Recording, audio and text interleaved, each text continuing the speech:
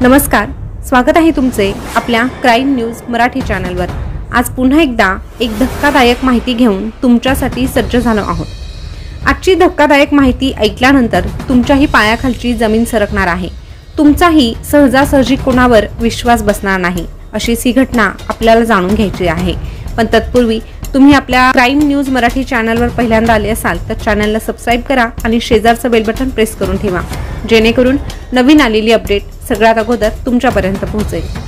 शेजार धर्म हे नाव तुम्ही बऱ्याचदा ऐकलेच असेल, पण जेव्हा हाच शेजार धर्म अधर्माच्या अनैतिकतेच्या वाटेवर पाऊल ठेवतो तेव्हा उद्ध्वस्त होतात ती दोनही कुटुंब।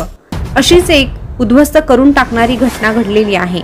या घटनेचा घटनाक्रम टप्प्याटप्प्याने आपल्याला जाणून घ्यायचाच आहे, त्यामुळे व्हिडिओ शेवटपर्यंत आवर्जून ऐका। तर ही घटना आहे केरळ मधल्या अलपुझा येथील। दोन कुटुंब शेजारी राहत होते।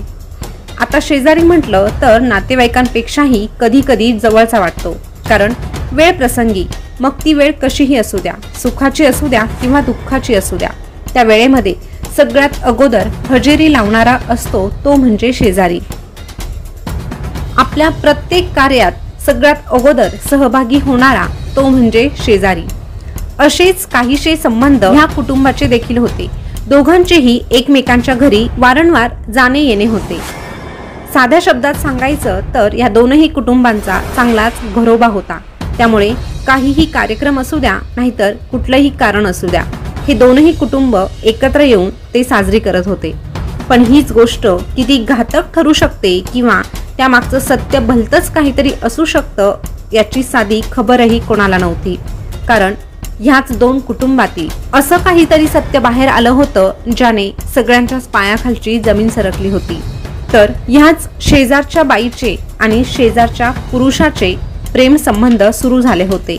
एकमेकांचे प्रेमाचे सूत जुळले होते आणि हे साधं त्या महिलेच्या पतीला ठाऊकही नव्हते। गेले कित्येक दिवस या दोघांचंही प्रेम प्रकरण सुरू होतं। गेले कित्येक महिने त्या महिलेचा पती कामासाठी जेव्हा जेव्हा बाहेर पडायचा तेव्हा शेजारचा 54 वर्षीय पुरुष मागच्या दरवाजाने त्या महिलेच्या घरात प्रवेश करायचा आणि अशा प्रकारे त्यांच्यात हळूहळू शारीरिक संबंध देखील प्रस्थापित होऊ लागले होते। पण ते म्हणतात ना, मांजर डोळे झाकून दूध पिते, त्या मांजराला वाटतं की आपल्याला कोणी पाहत नाही, पण सगळी दुनिया मात्र त्याच्याकडेच पाहत असते। सगळ्या दुनियेच्या नजरा त्या मांजरावरच असतात। असंच काही यांच्याही बाबतीत झालं होतं। शेवटी त्या पुरुषाला त्या महिलेच्या घरात मागच्या दाराने शिरताना आजूबाजूच्या काही लोकांनी पाहिलं होतं। सुरुवातीला अनेकांनी कानाडोळा केला, परंतु हे प्रकरण हळूहळू वाढू लागलं होतं। दररोज त्या पुरुषाचं त्या महिलेच्या घरी येणं जाणं वाढू लागलं होतं आणि हे सगळं डोळ्याने पाहत असताना काळजी वाटत होती ती फक्त आणि फक्त त्या महिलेच्या पतीची, कारण त्या महिलेचा पती त्या महिलेवर डोळे झाकून विश्वास ठेवत होता आणि ह्या आजूबाजूच्या लोकांमध्ये काही लोक त्या महिलेच्या पतीचे हितचिंतक होते आणि म्हणून या हितचिंतकांना त्याची काळजी वाटू लागली होती आणि म्हणूनच सुरुवातीला कोणीही त्या महिलेच्या पतीला काहीही सांगण्यास तयारी दर्शवली नव्हती। पण हळूहळू हे प्रकरण जास्त वाढू लागल्याने काही लोकांनी धाडस करून त्या महिलेच्या पतीला या सगळ्या गोष्टी सांगण्याचा प्रयत्न केला। पण झालं असं की त्या पतीचा आपल्या पत्नीवर 100% डोळे झाकून विश्वास होता आणि त्याने ते सगळं काही नाकारलं। उलट ज्यांनी त्या पतीला त्या महिलेबद्दल भडकवलं त्या लोकांवर याने आरडाओरडा केला आणि त्यांचं म्हणणं फेटाळून लावलं।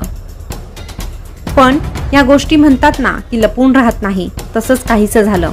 त्या महिलेची मुलगीही होती आणि त्या मुलीला देखील हळूहळू या गोष्टी कळू लागल्या होत्या। या मुलीच्या कानावरही बऱ्याचदा याच गोष्टी येत होत्या।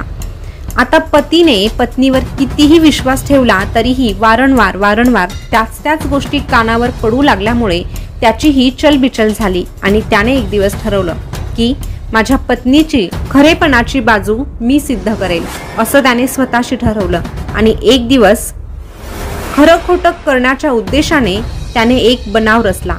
तो नेहमीप्रमाणे कामानिमित्त बाहेर पडला, पण ह्यावेळेस तो कामानिमित्त बाहेर पडला पण कामावर गेला नाही, तर त्याच ठिकाणी तो लपून बसला। त्यावेळेस त्या महिलेची मुलगी देखील घरी नव्हती आणि पुन्हा एकदा आज तेच घडलं जे नेहमी घडतं। मागच्या दरवाजाने तो शेजारचा 54 वर्षीय पुरुष त्या महिलेच्या घरात शिरला आणि हे पाहिल्यानंतर मात्र त्या महिलेच्या पतीच्या पायाखालची जमीन सरकली। कारण कामावर पडल्या पडल्या आपल्या पत्नीने आपल्या शेजारच्या व्यक्तीला अशा पद्धतीने घरी बोलावून घेतलं, यावर त्याचा काही विश्वास बसत नव्हता। पण हे सगळं काही खरं होतं। तरीही त्या पतीचा संयम किती मोठा, त्याने सगळ्या काही गोष्टी संयमाने घ्यायचं ठरवलं। घरी आल्यानंतर त्या पतीने आणि त्या महिलेच्या मुलीने दोघांनी मिळून त्या महिलेला समजावण्याचा प्रयत्न केला, पण त्या महिलेने सगळं काही नाकारलं। सगळं काही खोटं आहे असं म्हणून तिने आरडाओरडा केला। त्यानंतर मध्ये काही दिवस गेले, पण ह्या दिवसांमध्ये देखील त्या महिलेचं आणि त्या शेजारच्या पुरुषाचं जे काही प्रकरण सुरू होतं ते मात्र सुरूच होतं। पती कामावर गेल्यानंतर तो पुरुष पुन्हा त्या महिलेच्या घरामध्ये प्रवेश करत होता आणि हे सगळं काही आता त्या महिलेच्या पतीला सहन होत नव्हतं। म्हणून एक दिवस त्याने मोठा कट रचला। नेहमीप्रमाणे तो कामानिमित्त घराबाहेर पडला।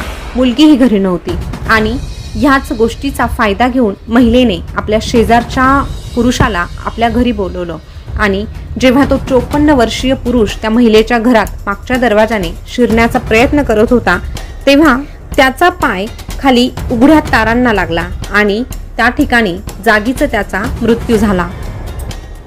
आता ह्या शेजारच्या पुरुषाचा पाय त्या उघड्या तारांवर पडून त्याचा मृत्यू होणं हा केवळ योगायोग नसून हा रचलेला कट होता। कारण काही दिवसांनी पतीने घराच्या मागच्या बाजूला असलेल्या वाटेवर विजेच्या तारा उघड्या करून त्यात वीज प्रवाह सोडला होता आणि त्याचा उद्देश फक्त एकच होता की त्या पुरुषाला अद्दल घडावी आणि याच कारणासाठी त्याने हा मोठा कट रचला होता। आपल्या पत्नीचे परपुरुषाशी असलेले प्रेमसंबंध हे एकमेव कारण त्याला हा गुन्हा करण्यासाठी प्रवृत्त करत होतं आणि शेवटी एक दिवस त्याच्या हातून हे कृत्य घडलं। त्यानंतर मात्र विजेचा शॉक लागल्यामुळे त्या शेजारच्या पुरुषाचा मृत्यू झाला आहे हे लक्षात आल्यानंतर पती, पत्नी आणि त्यांची मुलगीही घाबरली आणि या मृतदेहाचं आता काय करायचं हा प्रश्न त्यांच्या डोळ्यासमोर होता आणि म्हणूनच मृत्यू झालेल्या त्या पुरुषाचा मृतदेह त्यांनी शेतात नेऊन तिकडेच त्या मृतदेहाची विल्हेवाटही लावली।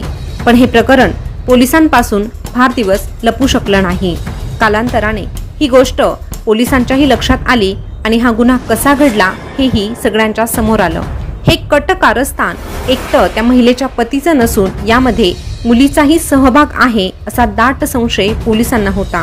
म्हणून पोलिसांनी पती, पत्नी आणि मुलगी या तिघांनाही अटक केलेली आहे। शेवटी या सगळ्या घटनेवरून एकच गोष्ट लक्षात येते की अनैतिकतेच्या मार्गावर चालताना पदरी पडतं ते फक्त आणि फक्त अपयश। तर ही घटना ऐकल्यानंतर तुम्हाला काय वाटतं, तुमच्या काय प्रतिक्रिया आहे कमेंटद्वारे नक्की कळवा। अशाच नवीन ताज्या घडामोडी आपल्या YouTube चॅनलवर पाहत रहा। धन्यवाद।